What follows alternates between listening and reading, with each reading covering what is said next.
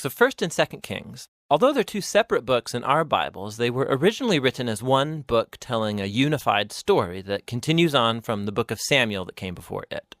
So David has unified the tribes of Israel into a kingdom, and God promised that from his line would come a messianic king who would establish God's kingdom over the nations and fulfill the promises made to Abraham.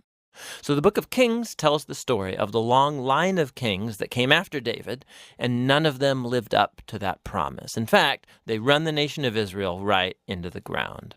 The book is designed to have 5 main movements. The story begins and ends focus on Jerusalem, first with Solomon's reign and the construction of the temple, and then in this last section ending with Jerusalem's destruction and Israel's exile to Babylon.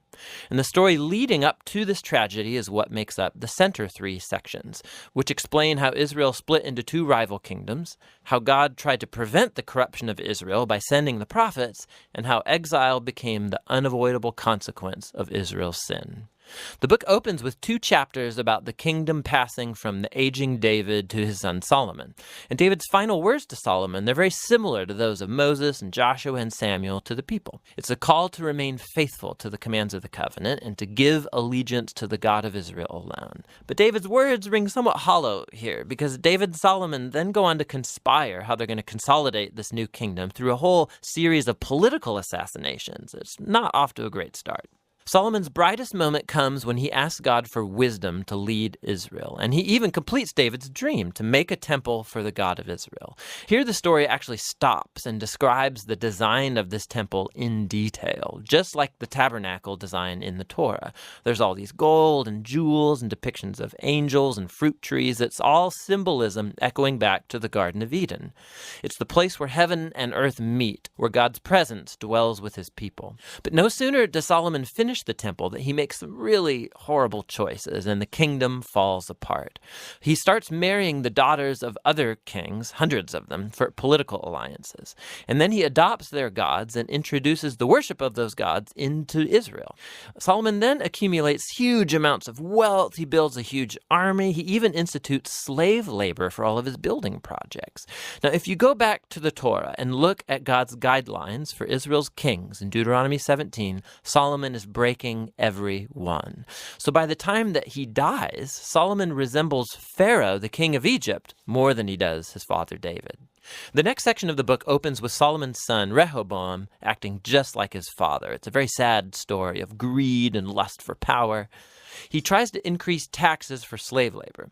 And under the leadership of Jeroboam, the northern tribes reject this, they rebel and secede, and form their own rival kingdom. And so now in the story, you have the southern kingdom, Judah, centered in Jerusalem with kings from the line of David, and now this new northern kingdom called Israel, whose capital will be Samaria eventually. Jeroboam also goes on to build 2 new temples to compete with Solomon's temple in the south. He puts a golden calf in each one to represent the God of Israel. The connection to Exodus 32 and the golden calf, it's all quite explicit. From this point on, the story goes back and forth from north to south, tracing the fate of both kingdoms. Each one had about 20 successive kings, and as the author introduces each king, he evaluates their reign by a few criteria. Did they worship the God of Israel alone, or did they promote the worship of other gods? Did they deal with idolatry among the people? And did they remain faithful to the covenant like David, or do they become corrupt and unjust? And according to these criteria, the author finds no good kings in northern Israel, 0 for 20. And then in southern Judah, only 8 out of 20 get a positive rating, which connects to another huge purpose in this book, and that's to introduce the role of the prophets, key figures in Israel's history. So in the Bible, prophets were not fortune tellers. Rather, they spoke on behalf of the God of Israel, and they played the role of covenant watchdogs, which means they called out idolatry and injustice among the kings and the people. They were constantly reminding Israel of their calling to be a light to the nations, that they should obey the commands of the Torah, and so the prophets challenged Israel to repent and follow their God. In these center sections for each king, God then raises up prophets to hold them accountable. And the most prominent prophets are the northern ones, Elijah and his disciple Elisha, right here in the center of the book.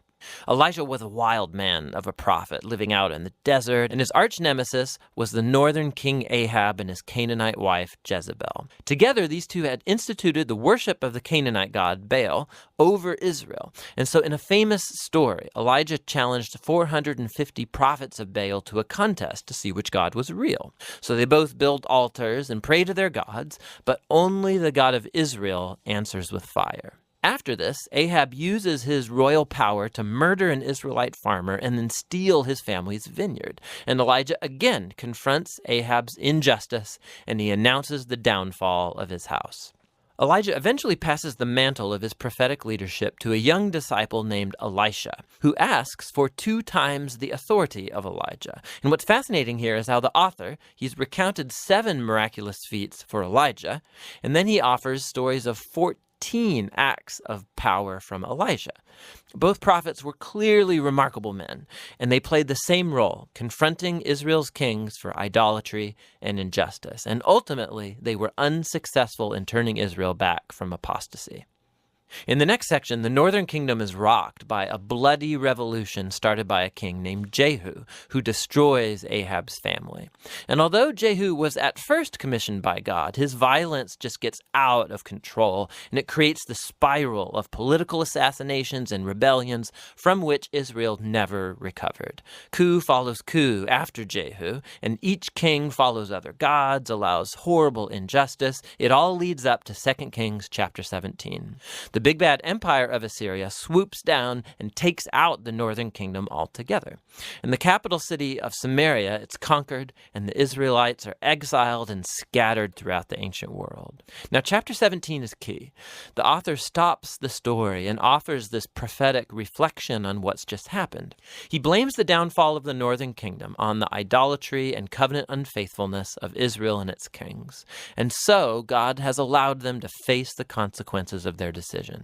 The final movement of the book tells the story of the lone southern kingdom. And here we meet some very heroic kings, like Hezekiah, who trusts God when the armies of Assyria come knocking on Jerusalem's door, or Josiah, who discovers this lost scroll of the Torah in the temple. So he starts reading it, he's convicted, and he institutes religious reforms to remove idolatry and Canaanite influences from the land. But Judah is just too far gone. The king, right in between these two, Manasseh, he's the worst by far. So he not only introduces the worship of idol statues into the Jerusalem temple, he also institutes child sacrifice. And so God sends prophets to say, the time is up. Israel has reached the point of no return. The final chapters tell the story of the Babylonian Empire coming to invade Jerusalem, destroy the temple, and carry the people and the royal line of David off into exile. And so the story ends leaving us wondering, is God done with Israel? Is he done with the line of David? Well, the final paragraph zooms about 40 years forward into the exile, and it tells a very odd story. It's about Jehoiakim, a descendant from David, who would have been king if he was back in Jerusalem. And the king of Babylon releases him from prison and invites him to eat at the royal table for the rest of his life, and the book ends. So it's not much, but it's a story that gives a glimmer of hope that God has not abandoned the line of David. So the question now is, how is God going to fulfill his promises to Abraham, to David? How is he going to bless the nations and bring the Messianic kingdom? And to answer those questions, you have to read on into the wisdom and the prophetic books. But for now, that's the Book of Kings.